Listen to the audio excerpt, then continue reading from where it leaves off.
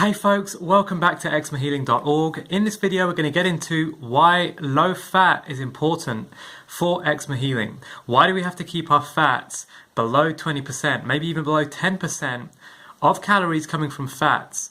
I have generally two responses to this question, and the first one surrounds the natural reasons, the inherent natural reasons why eating a low-fat diet is normal and healthy.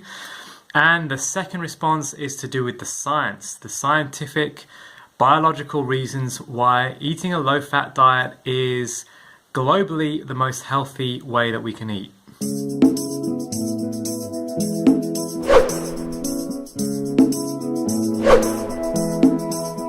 The first thing I want to say here is I don't believe that anyone knows the full extent of why certain foods are good for us. For sure, we know certain properties and what they do. For example, turmeric, we might know that it's anti-cancer, we might know that it is anti-inflammatory, but there may be 10, 20 other reasons why turmeric may be good or bad for us. And we make this grave error as humans. We believe that we can dissect natural things and gain a full understanding, a full scientific understanding of them, but that is just completely not true.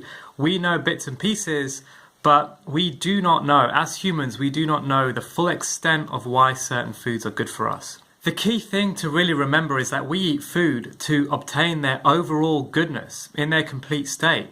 So as Dr. Doug Graham once said, we eat bananas because of their intense banana-ness, not because of any individualized property or mineral or vitamin that we believe that banana has. And undoubtedly, as you look around, fresh, ripe, raw, whole organic fruits and vegetables are the best way for us to fuel our bodies.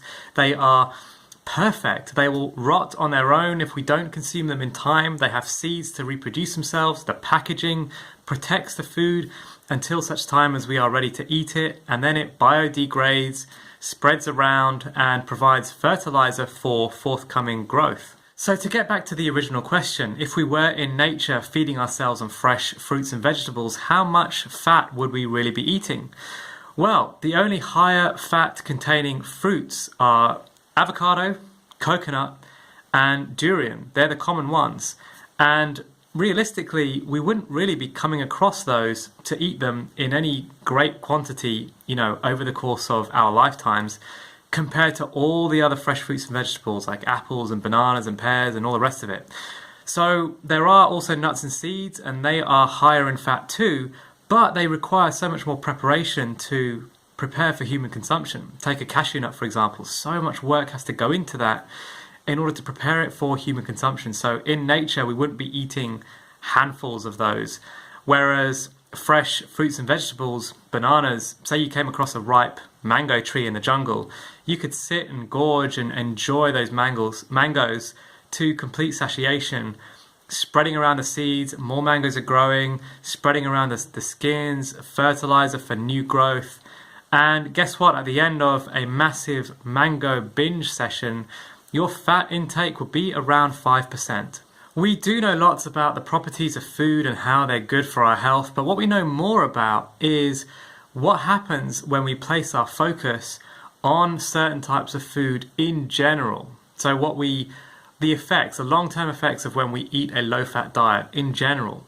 Look at the work of the Blue Zones, look at the China study, look at these low-fat diets and just the absence of disease in these places. So the Blue Zones are 5 areas which have an unusually, abnormally low rate of disease and longevity, long lifespan compared to the rest of the world. And the China study is the most comprehensive study ever done on human nutrition, and that also proved a low-fat diet is the way to go. One of the most important pieces of scientific information is Dr. Neil Barnard's book on preventing and reversing diabetes.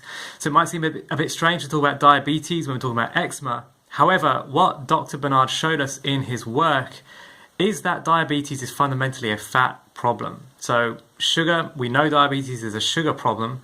The absorption and assimilation of sugar is restricted, prevented due to insulin resistivity in the body.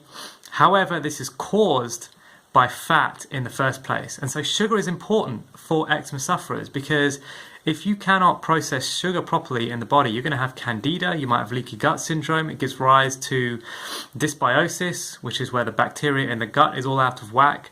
And so if you have a sugar absorption problem in your body, then you have a big problem, because sugar is what the body prefers to run off of.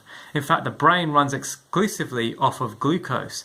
So we really need to be absorbing and assimilating sugar correctly. Think about it like this. Sugar or glucose is the required fuel to get to our cells, and insulin is like the key that unlocks the cell door to get the fuel inside, to get the sugar inside. Now, fat is like chewing gum that's blocking the keyhole so that insulin can't do its job properly anymore. This is what the work of Dr. Neil Barnard showed us. And what's most exciting of all is if you get the fat out of the diet, the whole problem reverses itself. And you can actually reverse type 2 diabetes. You can reverse all of your issues that you may have with sugar absorption in the body.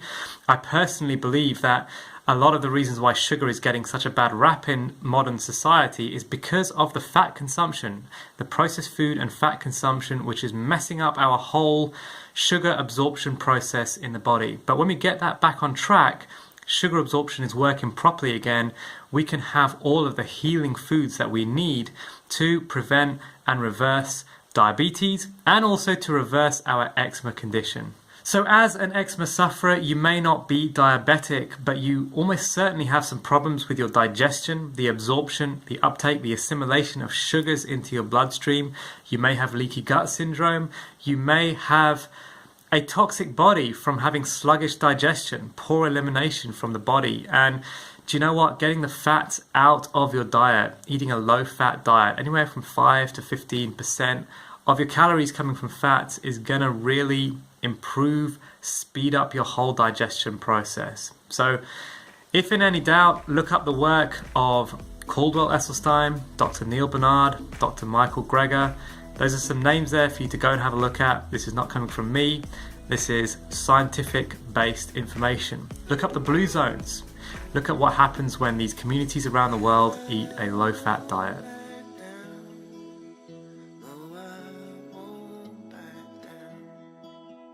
You could stare me